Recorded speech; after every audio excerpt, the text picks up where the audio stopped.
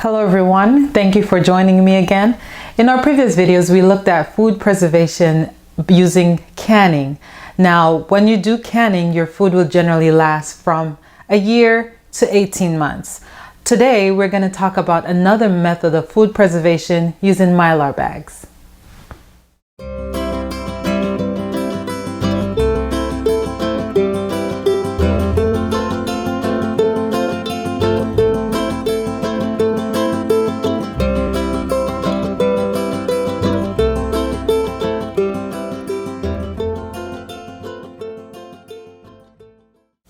Mylar bags are foil packets that are used for food storage. Now, when you use these can store your foods for anywhere longer than a year or 2 years, even more. The benefit of using Mylar bags is they protect your food against moisture. They protect your food against rodents that will, eat up your food and make you have to throw it away. They also protect your food against light. Now, light is very important because when light comes in contact with your food, it will destroy the vitamins in the food, such as your vitamin A and your vitamin C. Not only that, but Mylar bag also prevents your food from going rancid over a shorter period of time. When you think about Mylar bags, they generally come in a different range of sizes. You can get a pint bag, you can get a 1 gallon bag, you can get 1.5 gallon, 2 gallons, all the way up to 6 gallon Mylar bag. And that depends on the type of food that you're going to store.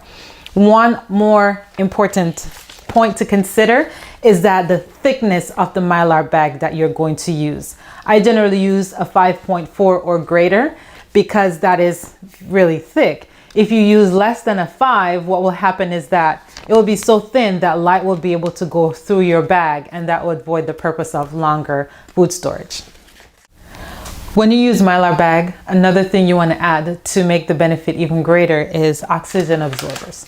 Now, oxygen absorbers come again in different units. You use this because, as the name suggests, oxygen absorber, it absorbs the oxygen that is going to be within the bag.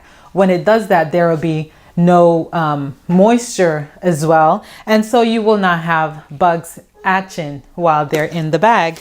And what happens is it sucks out the oxygen that will prevent the food from going bad, the bugs from hatching, and so on.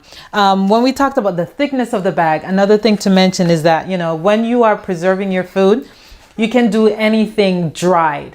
You talk about your beans, your flour, your oats, your cornmeal, things like that in their natural state that is dried.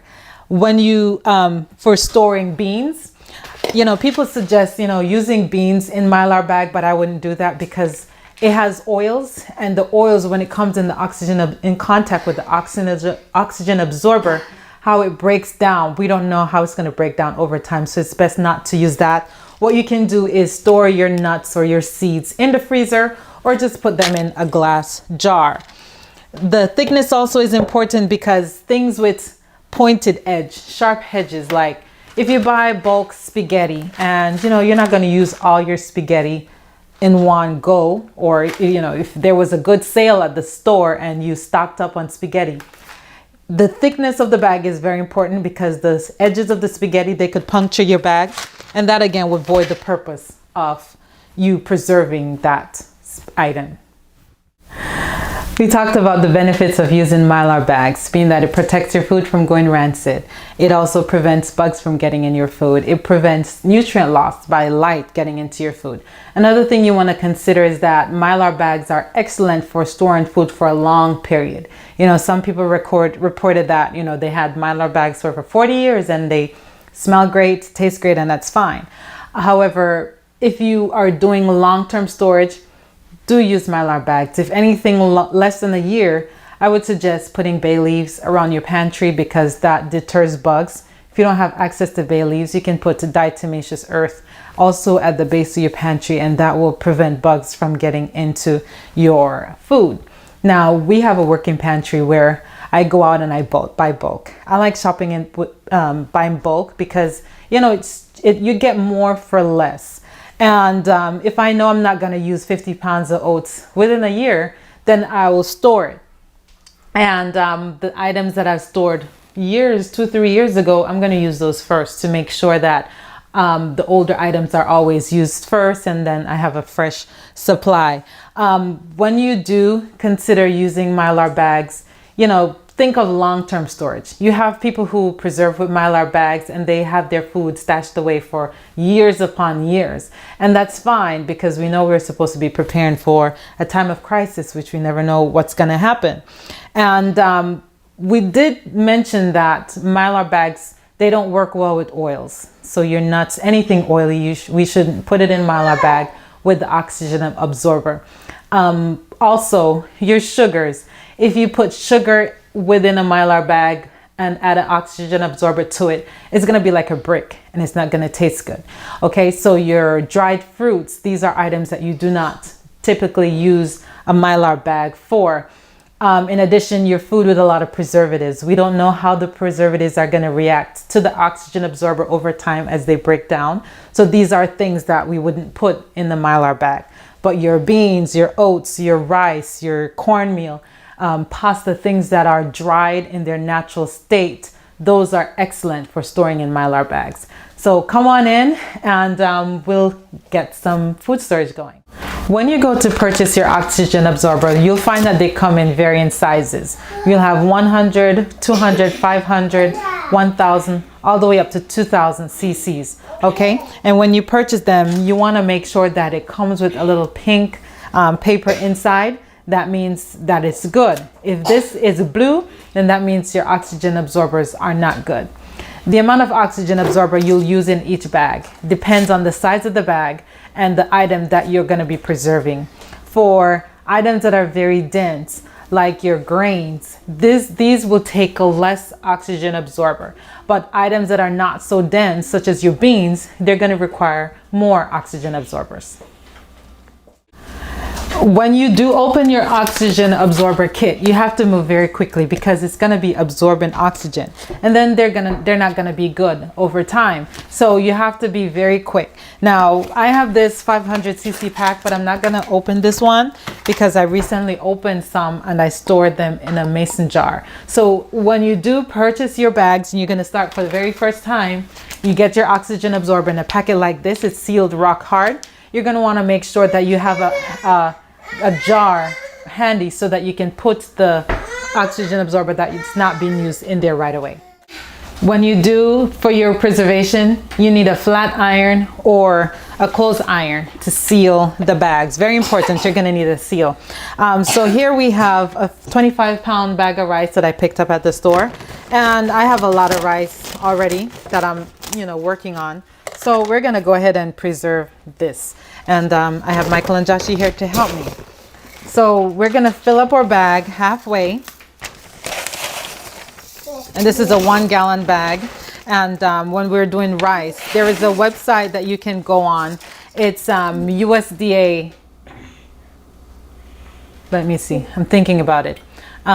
It's USDA, US Emergency Supply.com. USEmergencySupply.com. It gives you a lot of information. You can also have the option to purchase your bags there and your oxygen absorber. And it tells how many oxygen absorbers you should put in each gallon bag or 5-gallon bag or pint bag. And I just like to double up. You can't be too sure. So I have a 600 oxygen absorber that I'm going to put in here, even though, for this size bag, a 500 cc oxygen absorber would be more than sufficient. Also, I want to mention that you can use Mylar bag that have a Ziploc. Those are convenient so that if you take out your items, you can go ahead and store it once you use it. And so we have one bag here. Hold on to that, Joshie, please. And then we have another one. Again, that website is usemergencysupply.com. You scroll through, you look for food storage, and you get some valuable information there. Can you hold this for me, please, Michael?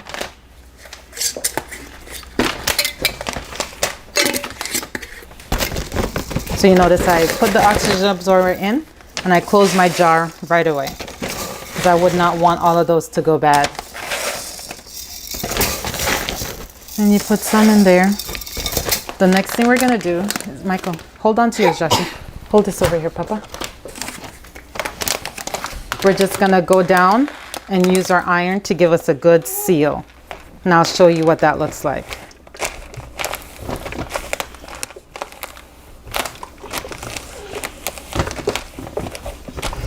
You can use an iron or a flat iron, whichever you have handy. Yes, it's hot, so be careful.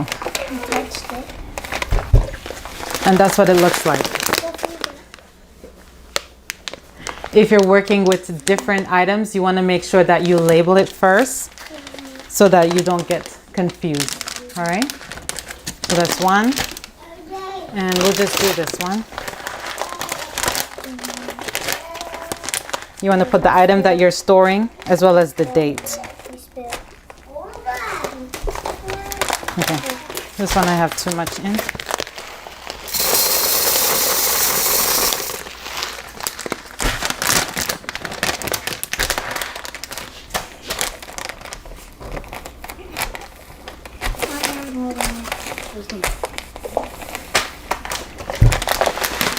And there we have it.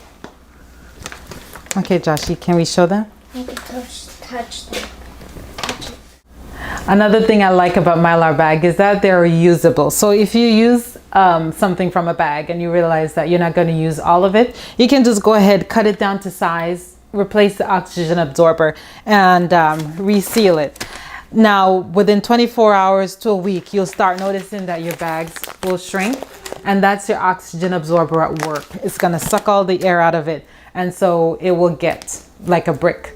Right? And that's how you preserve food for long-term storage.